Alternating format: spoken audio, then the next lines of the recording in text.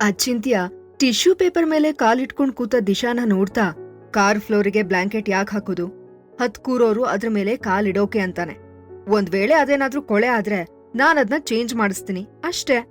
ನೀನ್ ನಿಜವಾಗ್ಲೂ ನನ್ ತಲೆ ಕೆಡಿಸ್ತಾ ಇದ್ಯಾ, ಫಸ್ಟ್ ಆ ಟಿಶ್ಯೂ ಪೇಪರ್ ತೆಗೆದು ಆಚೆ ಇರಿಸಿ ಅಂತ ಹೇಳ್ದ. ದಿಶಾ ಅವಾಗ ಏನೋ ಎಕ್ಸ್ಪ್ಲೇನ್ ಮಾಡ್ಬೇಕು ಅಂತ ಅನ್ಕೋತಿದ್ಲು. ಆದ್ರೆ ಅವನ್ ತುಂಬಾ ಡಾಮಿನೇಟಿಂಗ್ ಆಗಿ ಕಾಣ್ತಿದ್ರಿಂದ ಏನೂ ಮಾತಾಡ್ದೆ ಸುಮ್ನಾದ್ಲು. ದಿಶಾ, ನೀನು ಆ ಹೋಟೆಲಲ್ಲಿರ್ತೀಯಾ ಅಂತ ಅಚಿಂತ್ಯ ಕೇಳ್ದ. ಅವನ ಒಂದು ಕೈ ಕಾರ್ ವಿಂಡೋ ಪಕ್ಕದಲ್ಲಿಟ್ಟು ಬರೀ ಒಂದ್ ಕೈಯಲ್ಲಿ ಡ್ರೈವ್ ಮಾಡ್ತಿದ್ದ. ಅವನು ಸೀರಿಯಸ್ ಟೋನಲ್ಲಿ ಮಾತಾಡ್ತಾ, ಅಂದ್ಹಾಗೆ ನೀನು ಅಲ್ಲಿ ಒಬ್ಳೇ ಇದ್ಯಾ ಅಥವಾ ಬೇರೆ ಯಾರ್ದೋ ಜೊತೆಲಿದ್ಯಾ ಅಂತ ಕೇಳ್ದ. ಅದು ನಾನು ನನ್ ಫ್ರೆಂಡ್ ಜೊತೆ ಇದ್ದೀನಿ ಅಂತ ಅಂದ್ಲು ದಿಶಾ. ಅಚಿಂತ್ಯ ಇಮಿಡಿಯೇಟ್ ಆಗಿ, ಫ್ರೆಂಡಾ? ನಿನ್ ಫ್ರೆಂಡ್ ಹುಡ್ಗಾನಾ ಹುಡ್ಗಿನಾ ಅಂತ ಕೇಳ್ದ. ದಿಶಾ ಸ್ವಲ್ಪ ಸ್ಟಿಫ್ ಆಗಿ ಸ್ಮೈಲ್ ಮಾಡ್ತಾ, ಆಕ್ಚುಲಿ ನನಗದ್ ಮ್ಯಾಟ್ರ್ ಆಗಲ್ಲ. ಅವನ್ ನನಗೆ ದುಡ್ಡು ಕೊಡ್ತಾನೆ, ನಾನು ಅವನ ಬಟ್ಟೆ ವಾಶ್ ಮಾಡ್ಕೊಡ್ತೀನಿ, ಕುಕ್ ಮಾಡ್ತೀನಿ, ಸೂಟ್ ಕ್ಲೀನ್ ಮಾಡ್ತೀನಿ ಅಂತ ಹೇಳಿದ್ಲು. ಅಚಿಂತ್ಯ ರಿಲೀಫ್ ಆಗಿರೋ ಹಾಗೆ ಸ್ಮೈಲ್ ಮಾಡಿ, ಸೊ ನೀನು ಒಂದ್ ರೀತಿ ಪಾರ್ಟ್ ಟೈಮ್ ಮನೆ ಕೆಲ್ಸನೂ ಮಾಡ್ತೀಯಾ ಅನ್ನು ಅಂತ ಹೇಳ್ದ. ಹೆಚ್ಚು ಕಮ್ಮಿ ಹಾಗೆ ಅನ್ಕೋಬೋದು ಅಂತ ದಿಶಾ ಆನ್ಸರ್ ಮಾಡಿದ್ಲು. ಶ್ಯಾಡೋ ಜೊತೆ ಫಿಸಿಕಲ್ ರಿಲೇಶನ್ಶಿಪ್ ಅಲ್ಲಿ ಇರೋದ್ ಬಿಟ್ರೆ ಅವಳು ಹೆಚ್ಚು ಕಡಿಮೆ ಒಬ್ಳು ಹೌಸ್ ಕೀಪರ್ ತರನೇ ಕೆಲಸ ಮಾಡ್ತಾ ಇದ್ಲು. ಸೊ ನಿನಗೆ ದುಡ್ಡಿನ ಅವಶ್ಯಕತೆ ತುಂಬಾ ಇದೆ ಅನ್ಸುತ್ತೆ ಅಂತ ಅಚಿಂತ್ಯ ಕೇಳ್ದ. ದಿಶಾ ಆನೆಸ್ಟ್ ಆಗಿ ಹೌದು ಅಂತ ತಲೆ ಆಡ್ಸಿದ್ಲು. ಖಂಡಿತ ಹೌದು, ನಂಗೆ ತುಂಬಾ ದುಡ್ಡಿನ ಅವಶ್ಯಕತೆ ಇದೆ. ನನ್ ಚಿಕ್ಕಪ್ಪಂಗೆ ತುಂಬಾ ಹುಷಾರಿಲ್ಲ, ಅವ್ರ ಹಾಸ್ಪಿಟಲಲ್ಲಿದ್ದಾರೆ. ಅವ್ರ ಟ್ರೀಟ್ಮೆಂಟ್ ಆಕ್ಚುಲಿ ತುಂಬಾ ಕಾಸ್ಟ್ಲಿ ಆಗ್ತಾ ಇದೆ ಅಂತ ಹೇಳಿದ್ಲು. ಇದ್ರಲ್ಲಿ ಇನ್ನೇನೂ ಆಶ್ಚರ್ಯ ಇರ್ಲಿಲ್ಲ. ಅಚಿಂತ್ಯಾಗೆ ಫೈನಲಿ ದಿಶಾ ಹತ್ರ ಹೊಸ ಬಟ್ಟೆ ತಗೊಳಕ್ಕೆ ಯಾಕೆ ದುಡ್ಡಿಲ್ಲ ಅಂತ ಅರ್ಥ ಆಯ್ತು. ಅವಳು ಬರೀ ಮೇಕಪ್ ಆರ್ಟಿಸ್ಟ್ ಮಾತ್ರ ಅಲ್ದೆ ಅವಳೊಬ್ಳು ಮನೆ ಕೆಲಸದೊಳಗೂ ವರ್ಕ್ ಮಾಡ್ತಿದ್ಲು. ಒಟ್ನಲ್ಲಿ ಅವಳು ಚಿಕ್ಕಪ್ಪನ ಟ್ರೀಟ್ಮೆಂಟ್ಗೆ ಅಂತ ದುಡ್ಡು ಸಂಪಾದನೆ ಮಾಡೋದ್ಕೆ ಇಂಪಾರ್ಟೆನ್ಸ್ ಕೊಡ್ತಾ ಇದ್ಲು. ಅವಳ ಸಿಚುವೇಶನ್ ಬಗ್ಗೆ ಯೋಚನೆ ಮಾಡಿ ಅವನ ಹಾರ್ಟ್ ಸ್ವಲ್ಪ ಸಾಫ್ಟ್ ಆಯ್ತು. ಅಬ್ಬಾ, ನಿನ್ ಲೈಫ್ ಈಸಿ ಇಲ್ಲ ಅಂತ ಆಯ್ತು ಅಂತ ಹೇಳ್ದ. ದಿಶಾ ಏನೂ ಮಾತಾಡ್ದೆ ಸುಮ್ನೆ ಸ್ಮೈಲ್ ಮಾಡಿದ್ಲು. ಅಚಿಂತ್ಯ ಅವಳನ್ನೇ ಅಬ್ಸರ್ವ್ ಮಾಡ್ತಾ, ನೀನ್ಯಾಕಿನ್ನೂ ಒಬ್ಬ ಲೈಫ್ ಪಾರ್ಟ್ನರ್ನ ಚೂಸ್ ಮಾಡ್ಕೊಂಡಿಲ್ಲ? ಎಷ್ಟೇ ಆದ್ರೂ ನೀನೊಬ್ಳು ಹುಡುಗಿ ತಾನೆ. ನೀನ್ ಇಷ್ಟೊಂದ್ ಜವಾಬ್ದಾರಿಗಳನ್ನ ನಿನ್ ಹೆಗ್ಲ ಮೇಲೆ ಹಾಕೋಬಾರ್ದು. ನೀನ್ ನಿಜವಾಗ್ಲೂ ಸಿಕ್ಕಾಪಟ್ಟೆ ಹಾರ್ಡ್ ವರ್ಕ್ ಮಾಡ್ತಿದ್ಯಾ ಅಂತ ಹೇಳ್ದ. ದಿಶಾ ಫೇಕ್ ಸ್ಮೈಲ್ ಮಾಡ್ತಾ, ನನಗಿದೆಲ್ಲ ಅಭ್ಯಾಸ ಆಗೋಗಿದೆ. ನನ್ ಪರಿಸ್ಥಿತಿ ಚೈಲ್ಡ್ಹುಡ್ ಇಂದಾನೂ ಇದೇ ತರ ಇದೆ. ಹಿಂದೆಲ್ಲ ನಾನ್ ವರ್ಕ್ ಮಾಡಿ ಅಬ್ರಾಡಲ್ಲಿ ಓದ್ತಾ ಇದ್ದ ತಂಗಿಗೂ ದುಡ್ಡು ಕೊಡ್ಬೇಕಾಗಿತ್ತು. ಅವಳ ಜವಾಬ್ದಾರಿನೂ ನನ್ ಮೇಲೆ ಇತ್ತು. ಆದ್ರೆ ಈಗ ಆ ಭಾರ ಇಲ್ಲ. ಸೊ ನಾನ್ ಮೊದ್ಲಿಗಿಂತ ಆರಾಮಾಗೇ ಇದ್ದೀನಿ ಅಂತ ಅಂದ್ಲು. ಆದ್ರೆ ಈ ಸಲ ಅಚಿಂತ್ಯ ಸೈಲೆಂಟ್ ಆಗಿ ಕೂತು ಅವಳ ಮಾತನ್ನ ಕೇಳಿಸ್ಕೊತಾ ಇದ್ದ. ಅವನು ಸ್ಲೋ ಆಗಿ ಡ್ರೈವ್ ಮಾಡ್ತಾ ಆಗಾಗ ದಿಶಾ ಕಡೆ ನೋಡ್ತಾ ಇದ್ದ. ದಿಶಾ ಲುಕ್ಕಲ್ಲಿ ಆಗಿದ್ದ ಬದಲಾವಣೆಗಳನ್ನ ಅವನ ಕೈಯಲ್ಲಿ ಇನ್ನೂ ಅರ್ಗಿಸ್ಕೊಳಕ್ಕಾಗಿರ್ಲಿಲ್ಲ. ಇದು ಅವನಿಗೂ ನಿಜವಾಗ್ಲೂ ಶಾಕ್ ಆಗಿತ್ತು. ಇವಳು ನಿಜವಾಗ್ಲೂ ನಾನು ಎಕ್ಸಿಬಿಷನ್ ದಿನ ನೋಡಿದ ಹುಡುಗಿನೇನಾ ಅಂತ ಅವನು ಅನ್ಕೋತಿದ್ದ. ಲಾಸ್ಟ್ ಟೈಮ್ ದಿಶಾ ಬ್ಲ್ಯಾಕ್ ಫ್ರೇಮ್ನ ಕನ್ನಡಕ ತೆಗ್ದಾಗ್ಲೇ ಅವಳು ನೋಡೋಕ್ ಚೆನ್ನಾಗಿದ್ದಾಳೆ ಅಂತ ಅಚಿಂತ್ಯಾಗ ಅನ್ಸಿತ್ತು. ಆದ್ರೆ ಈಗ ಅವಳು ಈ ರೀತಿ ಡ್ರೆಸ್ ಮಾಡ್ಕೊಂಡಾಗ ಬೇರೆ ವ್ಯಕ್ತಿ ತರಾನೇ ಕಾಣ್ತಾ ಇದ್ಲು. ಅವಳನ್ನಿವಾಗ ಜಸ್ಟ್ ನಾಟ್ ಬ್ಯಾಡ್ ಅಂತ ಹೇಳೋಕೆ ಸಾಧ್ಯನೇ ಇರ್ಲಿಲ್ಲ. ಅದು ಅಲ್ದೆ ಅವಳಿವತ್ತು ಯಾವ್ದೇ ಮೇಕಪ್ ಮಾಡ್ಕೊಂಡಿರ್ಲಿಲ್ಲ. ಇನ್ಫ್ಯಾಕ್ಟ್ ವೈಟ್ ಟೀ ಶರ್ಟ್ ಮತ್ತೆ ಜೀನ್ಸ್ ಎಲ್ರೂ ಹಾಕೊಳ್ಳೋ ತರದ್ ಕಾಮನ್ ಡ್ರೆಸ್ಸೇ ಆಗಿತ್ತು. ಅದ್ರಲ್ಲಿ ಏನೂ ಸ್ಪೆಷಲ್ ಖಂಡಿತ ಇರ್ಲಿಲ್ಲ. ವೈಟ್ ಕಲರ್ ಎಲ್ರಿಗೂ ಸೂಟ್ ಆಗ್ತಿದ್ರಿಂದ ಅವಳಿಗೂ ಚೆನ್ನಾಗಿ ಸೂಟ್ ಆಗ್ತಿತ್ತು.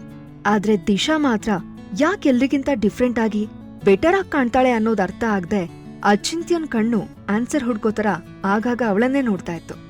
ದಿಶಾ ಸ್ಕಿನ್ ತುಂಬಾ ಬೆಳ್ಳಗೆ, ಯಾವ ಕಲೆನೂ ಇಲ್ದೆ ಚೆನ್ನಾಗಿತ್ತು. ಅವಳು ನೋಡೋಕು ಪರ್ಫೆಕ್ಟ್ ಆಗಿದ್ಲು. ಮೇಕಪ್ ಮಾಡ್ದೇನೂ ಮುದ್ದಾಗಿ ಕಾಣಿಸೋ ನ್ಯಾಚುರಲ್ ಬ್ಯೂಟಿ ಆಗಿದ್ಲು ದಿಶಾ. ದಿಶಾ ಅಷ್ಟೊಂದು ಚೆನ್ನಾಗಿದ್ರು ಅವಳಿಗೆ ಯಾವ ಬಾಯ್ ಫ್ರೆಂಡೂ ಇರ್ಲಿಲ್ಲ. ಅದ್ ಯಾಕೆ ಅಂದ್ರೆ ಅವಳು ಚೆನ್ನಾಗಿದ್ರು ಚೆನ್ನಾಗ್ ಕಾಣದೇ ಇರೋ ತರ ಡ್ರೆಸ್ ಮಾಡ್ಕೋತಿದ್ಲು. ಅವಳ ಸೌಂದರ್ಯನ ಮುಚ್ಚಿಟ್ಟು ಕೆಟ್ಟದಾಗಿ ಕಾಣಿಸೋ ತರ ರೆಡಿ ಆಗ್ತಿದ್ಲು.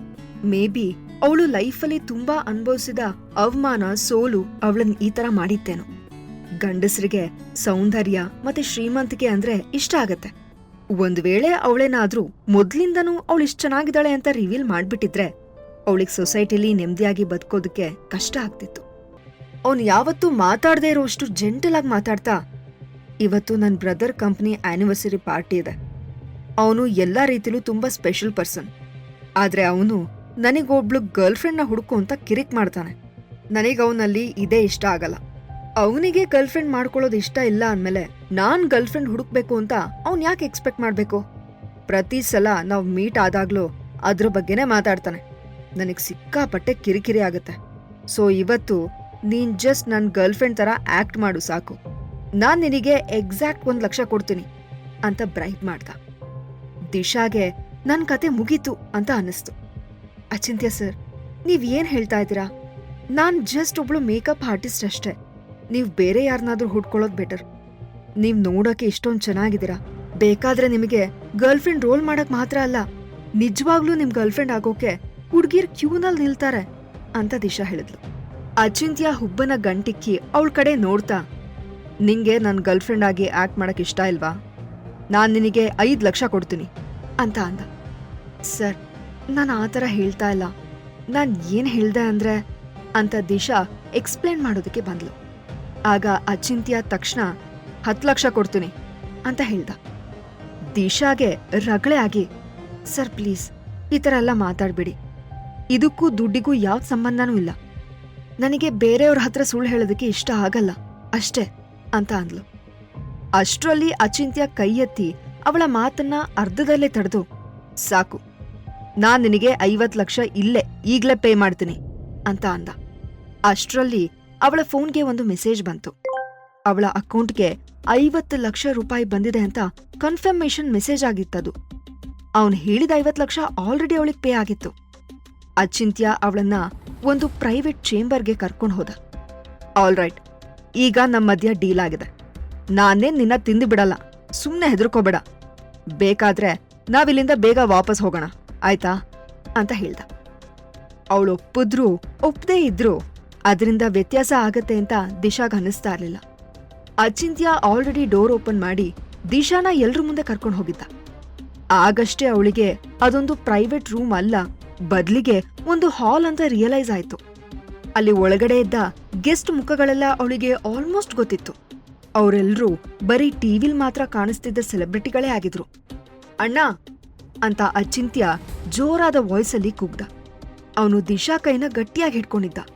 ನಾನಿಲ್ಲಿಗೆ ನನ್ನ ಗರ್ಲ್ಫ್ರೆಂಡ್ನ ಕರ್ಕೊಂಡ್ ಬಂದಿದ್ದೀನಿ ನೋಡು, ನಿನ್ ಕತೆ ಏನ್ ಹೇಳು ಅಂತ ಅಂದ. ದಿಶಾಗೆ ಅವನು ಅಣ್ಣ ಅಂದಿದ್ ವ್ಯಕ್ತಿನ ನೋಡಿ ಇನ್ನೊಂದು ಶಾಕ್ ಆಗಿತ್ತು. ಆತ್ರೇಯ. ಅವನು ದಿಶಾ ಇಂಟರ್ನೆಟ್ ಅಲ್ಲಿ ನೋಡಿದ ಫೋಟೋಗಳಿಗಿಂತ ಅಂತ ಡಿಫ್ರೆಂಟ್ ಆಗೇನ್ ಕಾಣ್ತಿರ್ಲಿಲ್ಲ. ಅವನು ತುಂಬಾ ಮೆಚೋರ್ಡ್ ಆಗಿ ಡಿಗ್ನಿಫೈಡ್ ಆಗಿ ಕಾಣ್ತಿದ್ದ. ಅವನು ದಿಶಾ ಹತ್ರ ಬಂದು ಅವಳನ್ನ ಗ್ರೀಟ್ ಮಾಡ್ತಾ, ಹಲೋ, ನೀನು ಅಚಿಂತ್ಯನ್ ಗರ್ಲ್ಫ್ರೆಂಡಾ? ಏನೇನ್ ಹೆಸರು ಅಂತ ಕೇಳ್ದ. ಈ ವಾಯ್ಸ್, ಆತ್ರೇಯನ್ ವಾಯ್ಸ್ ಶ್ಯಾಡೋ ವಾಯ್ಸ್ನೇ ಹೋಲ್ತಿದೆ ಅಂತ ದಿಶಾಗನ್ನಿಸ್ತು.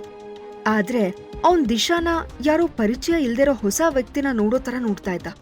ಆತ್ರೇಯ ಇನ್ನು ದಿಶಾ ಆನ್ಸರ್ಗೆ ವೇಟ್ ಮಾಡ್ತಿದ್ದ. ದಿಶಾ ಅನ್ಕಂಫರ್ಟಬಲ್ ಆಗಿ ಒಂದ್ಸಲ ಗಂಟ್ಲು ಕ್ಲಿಯರ್ ಮಾಡ್ಕೊಂಡು, ಹಲೋ ಮಿಸ್ಟರ್ ಆತ್ರೇಯ, ನನ್ನ ಹೆಸರು ದಿಶಾ ಅಂತ ಅಂದ್ಲು. ಮಿಸ್ ದಿಶಾ ಅಂತ ಆತ್ರೇಯ. ಆಮೇಲೆ ಮತ್ತೆ ಸ್ಮೈಲ್ ಮಾಡಿ, ನಾನು ಆತ್ರೇಯ ವಂಶಿ ಅಂತ ಹೇಳ್ದ. ಅಚಿಂತ್ಯ ಫುಲ್ಲು ಹೆಮ್ಮೆಯಿಂದ ತಲೆ ಎತ್ತಿ, ಹೇಗೆ ನನ್ ಗರ್ಲ್ಫ್ರೆಂಡು, ಚೆನ್ನಾಗಿದ್ದಾಳಲ್ವಾ ಅಂತ ಕೇಳ್ದ. ಆತ್ರೇಯ ಅವನ ಮಾತನ್ ಕೇಳಿ ನಗ್ತಾ ಕೈ ಕಟ್ಕೊಂಡ್ ನಿಂತಿದ್ದ. ಅಲ್ಲ ಕಣೋ, ನೀನ್ ನನ್ನ ಹತ್ರ ಏನ್ ಹೇಳ್ದೆ? ನಿನ್ ಗರ್ಲ್ಫ್ರೆಂಡು ಒಬ್ಳು ಬ್ಲ್ಯಾಕ್ ಫ್ರೇಮ್ನ ದೊಡ್ಡ ಗ್ಲಾಸ್ ಹಾಕೊಂಡಿರೋ ಜಾಸ್ತಿ ವಯಸ್ಸಾಗಿರೋ ಲೇಡಿ ಅಂತಾನೂ ಹೇಳಿದ್ದೆ ಅಲ್ವಾ? ನೀನ್ ಆ ಹುಡ್ಗಿನ್ ಬಿಟ್ಟು ಬೇರೆ ಗರ್ಲ್ಫ್ರೆಂಡ್ ಮಾಡ್ಕೊಂಡ್ಯಾ ಆಲ್ರೆಡಿ ಅಂತ ಕೇಳ್ತಾ ದಿಶಾ ಕಡೆ ನೋಡಿ, ಮಿಸ್ ದಿಶಾ, ನಾನು ಅಚಿಂತ್ಯನ ಅಣ್ಣ ಆದ್ರೂ ನಾನ್ ನಿನಗೆ ಒಂದ್ ವಿಷಯದಲ್ಲಿ ವಾರ್ನ್ ಮಾಡ್ಬೇಕು. ಇವನು ಒಬ್ಬ ದೊಡ್ಡ ಪ್ಲೇ ಬಾಯ್. ನೀನ್ ಇವನ್ ಜೊತೆ ಇರ್ತೀಯ ಅಂದ್ರೆ ತುಂಬಾ ಥಿಂಕ್ ಮಾಡ್ಬೇಕು ಅಂತ ಹೇಳ್ದ. ಅವನ ಮಾತ್ ಕೇಳಿ ದಿಶಾ ಕನ್ಫ್ಯೂಸ್ಡ್ ಆಗಿ ಅಚಿಂತ್ಯನೇ ನೋಡ್ತಾ ಇದ್ಲು. ಈ ಎಲ್ಲಾ ಪ್ರಶ್ನೆಗಳಿಗೆ ಉತ್ತರ ಬೇಕು ಅಂದ್ರೆ ಈಗಲೇ ಪಾಕೆಟ್ ಎಫ್ಎಂ ಅಪ್ಲಿಕೇಶನ್ ಡೌನ್ಲೋಡ್ ಮಾಡಿ ಮತ್ತು ಕೇಳಿ ಸೀಕ್ರೆಟ್ ಹಸ್ಬೆಂಡ್. ಅಪ್ಲಿಕೇಶನ್ ಡೌನ್ಲೋಡ್ ಮಾಡಲು ಡಿಸ್ಕ್ರಿಪ್ಷನ್ ನಲ್ಲಿ ಇರುವ ಲಿಂಕ್ ಅನ್ನು ಕ್ಲಿಕ್ ಮಾಡಿ.